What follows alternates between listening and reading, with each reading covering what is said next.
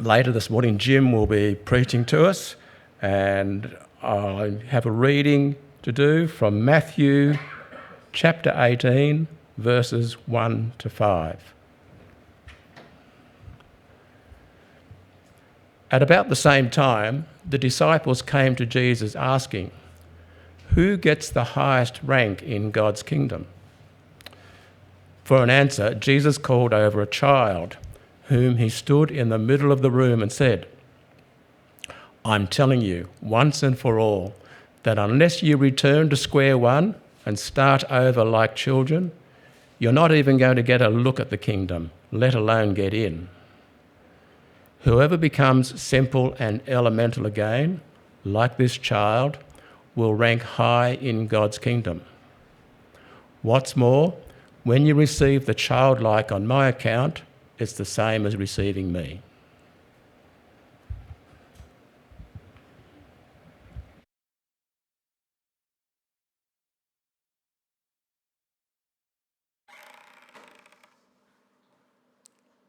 G'day. I committed the cardinal sin for preachers and teachers and speakers. I didn't time my message. It could be 5 minutes. It could be 55 minutes. Every chance. So we could have a little competition. Any guesses on how long it's going to be? I've got the timer here ready to go. 10, 20, 10, 9. A little hint, Cheryl's on Sunday school and I think she's got a big program, so she said make it as long as you can. So at the moment we're ranging from 9 through to 20. I haven't got a prize. You just be able to boast in the glow of having won. Today it's all about coming like a child. We often hear the kingdom of God referred to as an upside down kingdom. But what does it mean? What was the Jewish expectation of the Messiah that was coming? Well, they were looking forward to one who would be a ruler, a king, a liberator, one who would free them from the yoke of whoever might have control of them at that particular time. In the time of Jesus, that was the yoke of Rome. But what did they get? They got a Messiah who dined with a tax collector. Now, I used to work in the Australian Taxation Office. Perfectly respectable. But not in New Testament times. A tax collector was more like the scum loan shark. And certainly at the bottom of the pecking order. They got a Messiah who tells a story where a wasteful and squandering prodigal son is the one who's actually held up as the model rather than the hard-working son. It's to the prodigal son that the father runs in welcome. A Messiah who welcomed women into his inner circle and welcomed being anointed by one of questionable morals. Now, again, for today, it doesn't seem such an issue, but in those times, that was revolutionary stuff. They got a Messiah who shunned the religious hierarchy. It's the people that stand up here. And he mixed with lepers and the poor. They got a Messiah who welcomed children into the midst of deep and meaningful conversations. And again, revolutionary. Children were a commodity back then. So we have the upside down kingdom.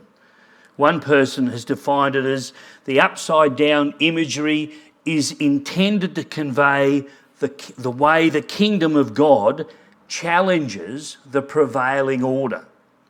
How the values of the kingdom stand in inverse relationship to the values of the world.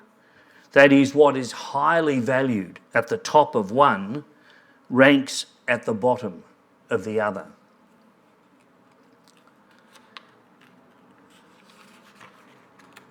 And then the pages get stuck. You can't turn it over because I just have to make sure I get somewhere near that 20 minutes. So in the upside down kingdom, to become a leader, be a servant.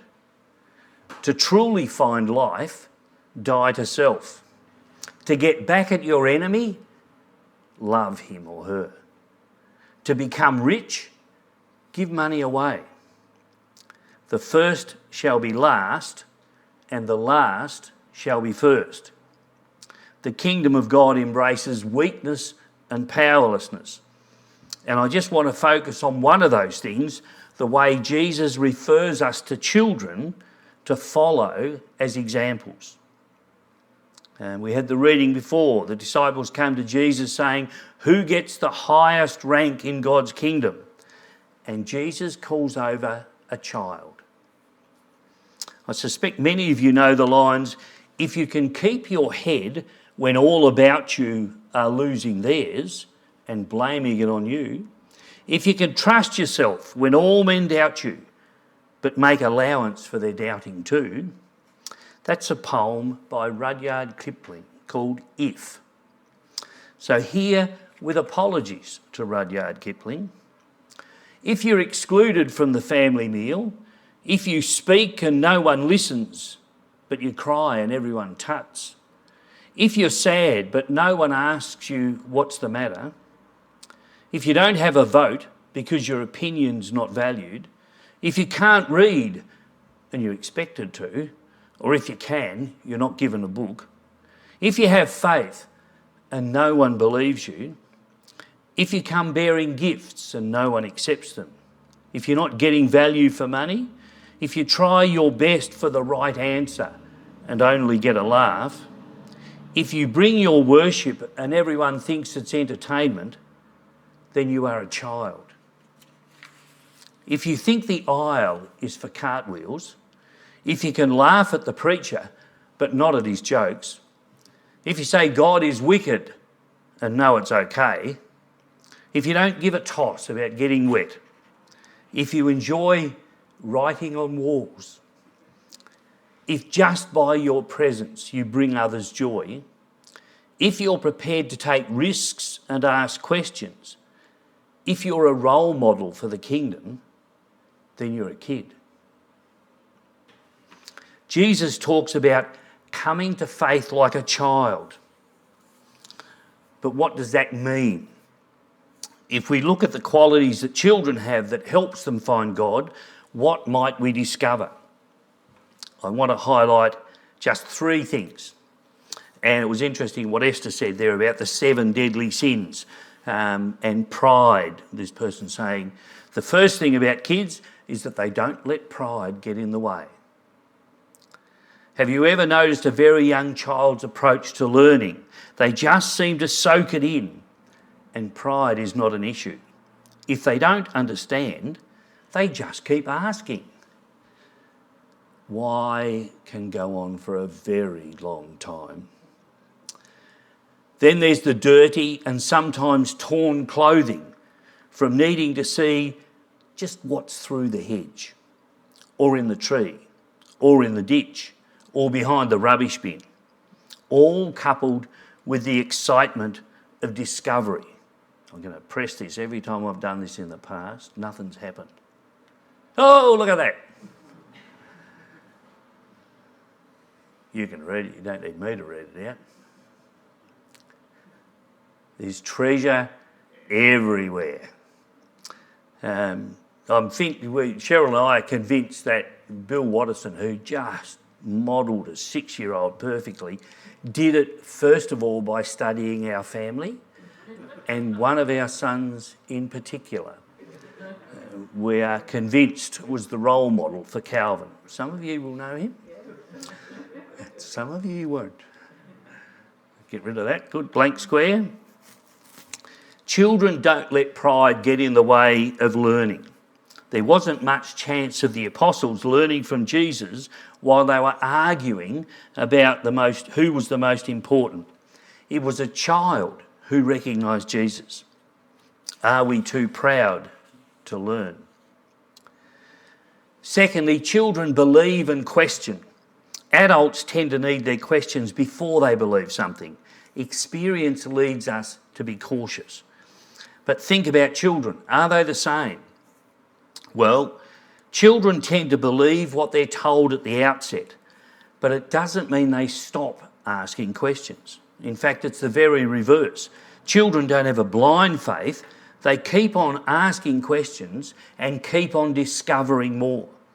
Some adults never come to faith in God because they need all the answers first. But God is too big for that. I've found in my experience that sometimes I just have to trust. We just don't know all the answers. One day we'll have one of those aha experiences. But until then, it's all about trust. Sometimes adults have a faith which never asks hard questions. But that kind of faith is no use in really testing circumstances. Jesus welcomes both belief and questions, just as he welcomed children. In a cynical and sceptical world, God calls us to have faith. And just like children, sometimes we need to believe first and then question. And then thirdly, children see things that adults don't. Out of the mouths of babes and sucklings. It's one of those popular sayings that I'm sure most of you have heard, but you often aren't aware where it comes from. Just the meaning. Well, it actually comes from the Bible.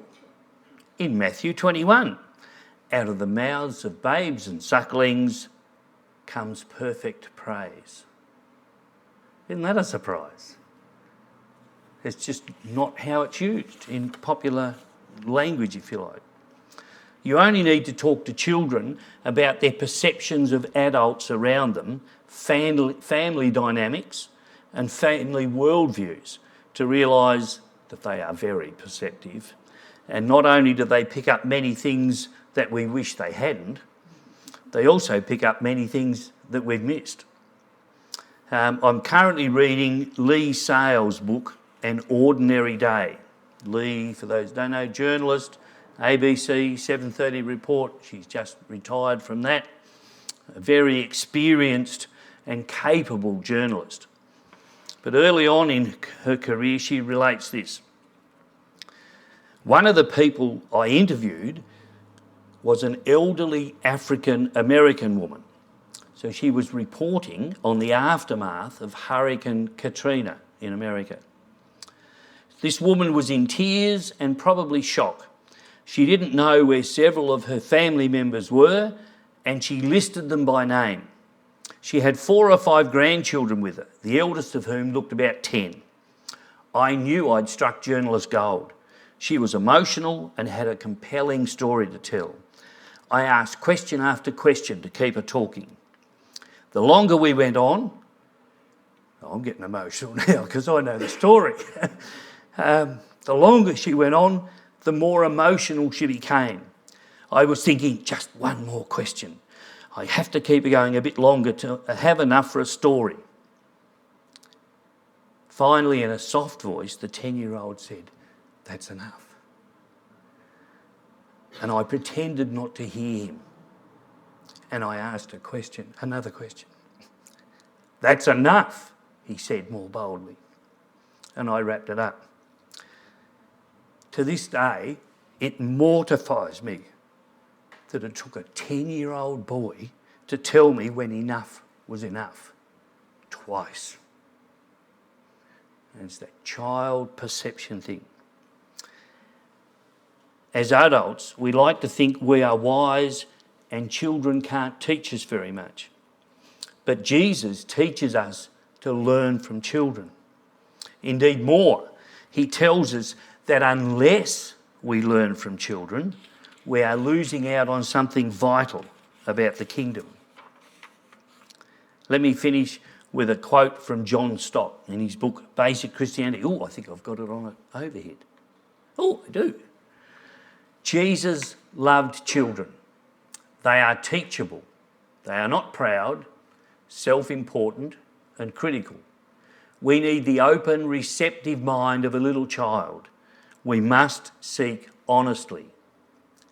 We must come to what claims to be God's self-revelation, not only without pride, but without prejudice.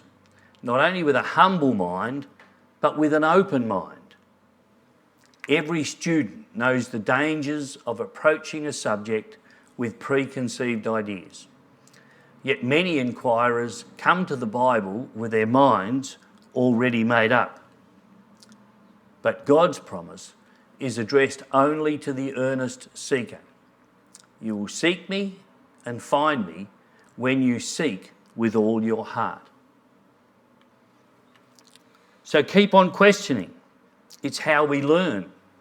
And like a child, we need to keep wanting to learn. We don't know it all. So whatever you're doing today, do it all with the confidence of a 4-year-old in a Batman t-shirt.